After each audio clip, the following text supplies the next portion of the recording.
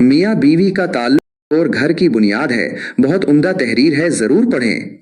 ہمارے گھروں سے، ماحول اور معاشرے سے یہ لڑائی جھگڑے کیسے ختم ہوں، اس پر کئی دنوں سے بات چل رہی ہے۔ ان لڑائی جھگڑوں میں ایک بڑا رول میاں بیوی کی لڑائی جھگڑوں کا ہوتا ہے۔ میاں بیوی دنوں مل کر ایک گھر بناتے ہیں، اگر ان کے آپس کے درمیان بھی لڑائی جھگڑے شروع ہو جائیں تو گویا یہ گھر کے بے آباد ہونے کی نشانی ہوتی ہے۔ میاں بیوی کا تعلق کوئی کچا دھاگا نہیں ہے، ایک گہرا رشتہ ہے۔ اللہ تعالیٰ فرماتے ہیں وَأَخَذْنَ مِنْكُمْ مِيثَاقًا غَلِيظًا، اور انہوں نے تم سے پکا عہد لیا ہے۔ اس لیے قرآن مجید نے بیوی کو ساتھی کہا ہے، یہ زندگی بھر کا ساتھ ہوتا ہے۔ میاں اور بیوی دونوں کو سمجھداری سے کام لینا چاہیے اور محبت اور پیار کی زندگی گزار کر شیطان کو اس میں دخل اندازی کا موقع ہی نہیں دینا چاہیے۔ اینٹیں جڑتی ہیں تو مکان بن جاتے ہیں، دل جڑتے ہیں تو گھر آباد ہو جاتے ہیں۔ یہ ذمہ داری خامند کی بھی ہوتی ہے اور بیوی کی بھی ہوتی ہے کہ دونوں ایک دوسرے کے ساتھ محبت اور پیار سے کام لیں۔ یہ اصول یاد رکھیں، جہاں محبت موٹی ہوتی ہے وہاں عیب پتلے ہوتے ہیں، اور جہاں محبت پتلی ہوتی ہے وہاں عیب موٹے ہوتے ہیں۔ اس لیے شریعت نے نکاح کے بعد محبت کو اجر و ثواب کا ذریعہ بتایا ہے۔ چنانچہ میاں بیوی آپس میں جتنی محبت کریں گے، جتنا پیار کریں گے، اتنا ہی اللہ رب العزت ان سے راضی ہوں گے۔ ایک حدیث مبارکہ میں آیا ہے کہ جب بیوی اپنے خامند کو دیکھ کر مسکراتی ہے اور خامند اپنی بیوی کو دیکھ کر مسکراتا ہے تو اللہ رب العزت ان دونوں کو دیکھ کر مسکراتے ہیں۔ شادی کا مقصد وَمِنْ آيَتِهِ إِنْ خَلَقَ لَكُم مِّنْ أَنفُسِكُمْ أَزْوَاجًا لِتَسْكُنُوا إِلَيْهَا وَجَعَلَ بَيْنَكُم مَّوَدَّةً وَرَحْمَةً إِنَّ فِي ذَلِكَ لَآيَةً لِقَوْمٍ يَتَفَكَّرُونَ۔ روم 21۔ اللہ تعالیٰ کی نشانیوں میں سے یہ ہے کہ اس نے تم میں سے تمہارے لیے جوڑا بنایا تاکہ تم ان سکون حاصل کرو، اور تمہارے درمیان مودت و رحمت رکھ دی، بے شک اس میں نشانیاں ہیں عقل والوں کے لیے۔ تو معلوم ہوا کہ شادی کا مقصد یہ ہے کہ سکون حاصل ہو، اور جہاں آپ دیکھیں کہ میاں بیوی کی زندگی میں سکون نہیں، ہر وقت کا جھگڑا اور چخ چخ ہے، ہر وقت جلکٹی باتیں ایک دوسرے کو کرتے رہتے ہیں، بحث مباحثہ میں الجھے رہتے ہیں، سمجھ لیں کہ کہیں نہ کہیں دال میں کالا ہے، بیوی کی طرف سے کوتاہی ہے یا میاں کی طرف سے کوتاہی ہے، اور عام طور پر ہمارا تجربہ یہی ہے کہ دونوں طرف سے کوتاہی ہوتی ہے۔ آج کا موضوع، اس سلسلے میں آج ہم بیوی کی سائیڈ کا تذکرہ کریں گے کہ کون سی غلطیاں اور کوتاہیاں وہ کرتی ہے جس کی وجہ سے گھر برباد ہو سکتی ہے۔ انشاءاللہ کل خامند کے بارے میں تذکرہ کریں گے۔ ایک اصولی بات یاد رکھیں، اللہ رب العزت نے قرآن مجید میں شادی کا مقصد بتایا لِتَسْكَنُوا إِلَيْهَا، تاکہ تم اپنی بیوی سے سکون پاؤ۔ جو بھی اپنے خامند کے لیے سکون کا سبب بنے گی وہ اپنے گھر میں ہنسی خوشی زندگی گزارے گی، اس لیے کہ گھر بسانا عورت کے اختیار میں ہوتا ہے۔ ہمارے بڑے کہا کرتے تھے کہ مرد اگر کسری لے کر گھر کو گرانا چاہے تو وہ نہیں گرا سکتا، عورت سوئی لے کر گھر کو گرانے لگے تو مرد سے پہلے گرا لیا کرتی ہے، اس لیے عورت کو گھر والی کہا جاتا ہے۔ گھر کا افسانہ عورت کے اوپر منحصر ہے۔ خامند سے محبت کا رشتہ مضبوط کریں۔ یاد رکھیے، خوبصورت تعلیم یافتہ اور مالدار بیوی کو بھی خامند کے دل کی ملکہ بننے کے لیے سمجھداری سے کام کرنا پڑتا ہے، لہٰذا زندگی کے اس سفر میں ایک دوسرے کے ساتھ محبت کا رشتہ مضبوط کریں۔ بیوی کو چاہیے کہ وہ خامند کو یقین دہانی کروائے۔ صرف محبت کا اظہار ضروری نہیں، اس کو محسوس بھی کروائیں کہ واقعی بیوی مجھ سے محبت کرتی ہے۔ خامند کے سامنے سرد مہری دکھانا جھگڑے کی بنیاد ہوتا ہے۔ شیطان بھی کتنا مکار ہے کہ جب بیوی خامند کے پاس ہوتی ہے تو اس پر عجیب شرم و حیا طاری کر دیتا ہے، اور جب محفل میں بیٹھی ہوتا ہے تو پھر ان کے سامنے کھل کھلا کر ہنس رہی ہوتی ہے۔ تو یہ ذہن میں رکھیں کہ شریعت نے جہاں محبت کے اظہار کرنے کے لیے کہا وہاں محبت کا اظہار کرنا بھی ثواب ہوتا ہے۔ کئی جگہوں پر ہم نے جھگڑوں کی بنیاد ہی یہ دیکھی۔ خامند پیار بھی کرتا ہے اور محبت کا اظہار بھی کرتا ہے، اور بیوی اپنے اندر دل دل میں خوش بھی ہے، لیکن اظہار ایسے کرتی ہے کہ جیسے اسے کوئی فرق ہی نہیں پڑتا۔ اظہار ایسے کرتی ہے کہ جیسے مجھے اس کی کوئی ضرورت ہی نہیں۔ یہ اتنا بڑا بلنڈر ہے کہ اس سے بڑا بلنڈر عورت اپنی زندگی میں نہیں کر سکتی۔ محبت کا جواب ہمیشہ محبت سے دینا چاہیے۔ جب خامند چاہتا ہے کہ بیوی محبت کا اظہار کرے تو بیوی کے لیے تو یہ سنہری موقع ہے، ایسی بات کہے، الفاظ سے کہے کہ خامند کا دل باغ باغ ہو جائے۔ آپ ذرا سوچئے کہ ام المؤمنین سیدہ عائشہ نبی سے اپنی محبت کا برملا اظہار فرماتی تھیں، چنانچہ بات چیت کے دوران ایک مرتبہ نبی صلی اللہ علیہ وسلم نے فرمایا، عائشہ آپ مجھے مکھن اور کھجور کو ملا کر کھانے سے بھی زیادہ مرغوب ہو۔ اسلام کی بیٹیاں عائشہ صدیقہ رضی اللہ عنہ مسکرائیں اور فوراً جواب میں کہا، اے اللہ کے پیارے حبیب، آپ مجھے مکھن اور شہد کو ملا کر کھانے سے بھی زیادہ مرغوب ہیں۔ نبی کریم صلی اللہ علیہ وسلم مسکرا پڑے اور فرمایا، आयशा, तेरा जवाब बहुत बेहतर है। अब देखिए खामन ने जो बात कही, बीवी ने एक कदम आगे बढ़कर बात की। खामन से मोहब्बत का इजहार नहीं करेंगी तो किसके साथ करेंगी? इंसान की फितरत है कि जब वो किसी से मोहब्बत करता है तो मोहब्बत इजहार चाहती है।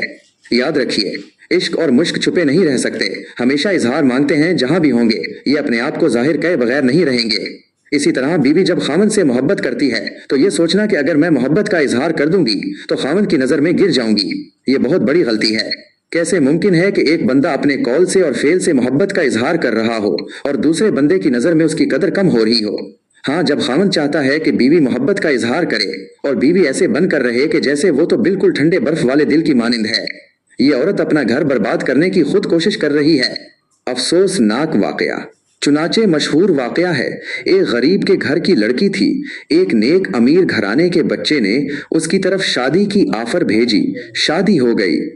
माँ बाप भी खुश थे कि बच्ची की शादी अच्छी जगह हो गई है, इसके भाइयों के लिए भी कोई रोजगार की सूरत निकल आएगी और बच्ची खुद भी खुश रहेगी। जब ये घर पहुंची तो खामन ने इसके साथ बहुत ज्यादा मोहब्बत का इजहार किया। ये उस मोहब्बत को देखकर नखरे में आ गई। खामन जितना ज्यादा मोहब्बत का इजहार करता, ये इतना उसकी तरफ से सर्द मेहरी का सबूत देती।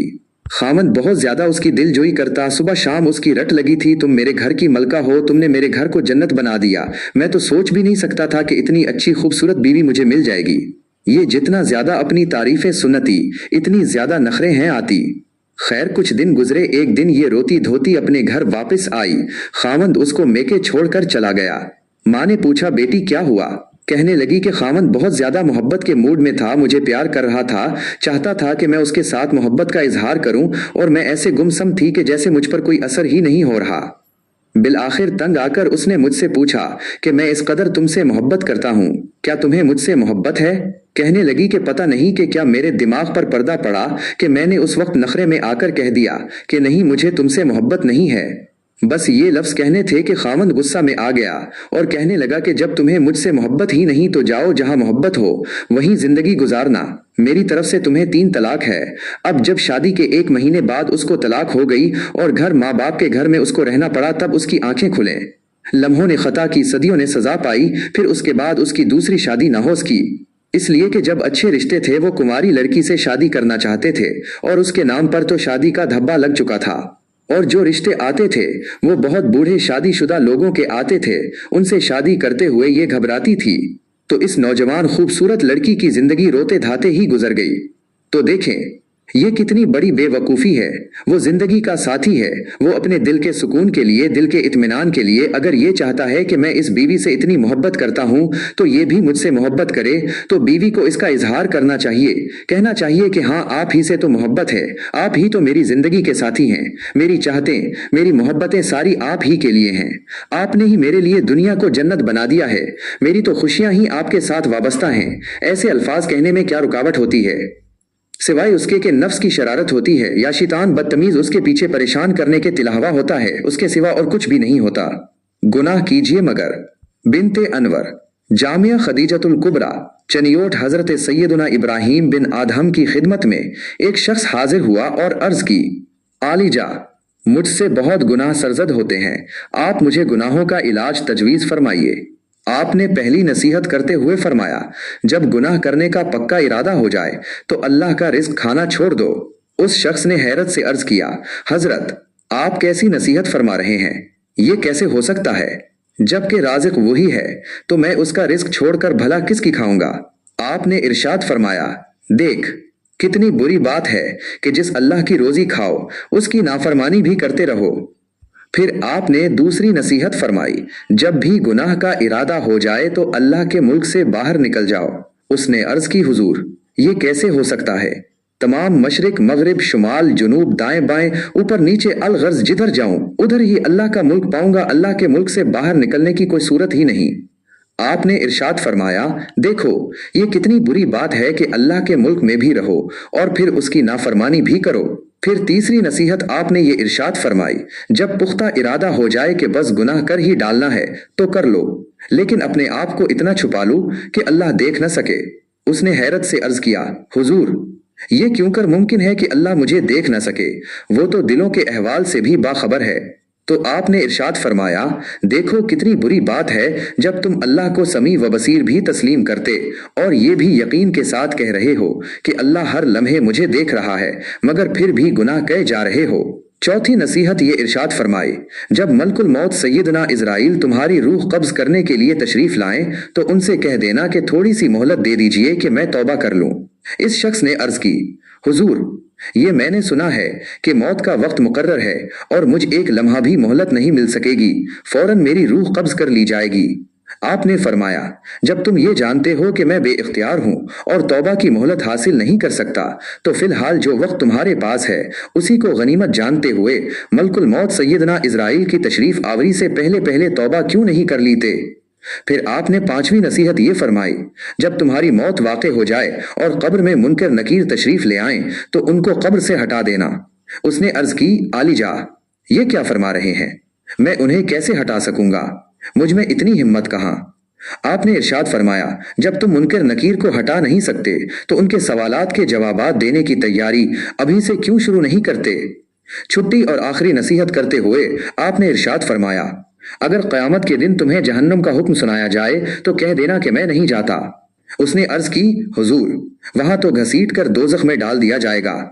تو آپ نے ارشاد فرمایا، جب تمہارا یہ حال ہے کہ تم اللہ تعالی کی روزی کھانے سے بھی باز نہیں آ سکتے، اس کے ملک سے باہر بھی نہیں نکل سکتے، اس سے نظر بھی نہیں بچ سکتے، منکر نکیر کو نہیں ہٹا سکتے اور جہنم کے عذاب کا اگر حکم ہو جائے تو اسے بھی نہیں ٹال سکتے، تو پھر گناہ کرنا ہی چھوڑ دو تاکہ ان تمام مصائب سے محفوظ رہ سکو۔ اس شخص نے سیدنا ابراہیم بن ادہم کے تجویز کردہ گناہوں کے علاج میں ان 6 نصیحتوں نے بہت اثر کیا۔ وہ زارو قطار رونے لگا اور اسی وقت اس نے اپنے تمام گناہوں سے سچی توبہ کر لی اور مرتے دم تک توبہ پر قائم رہا۔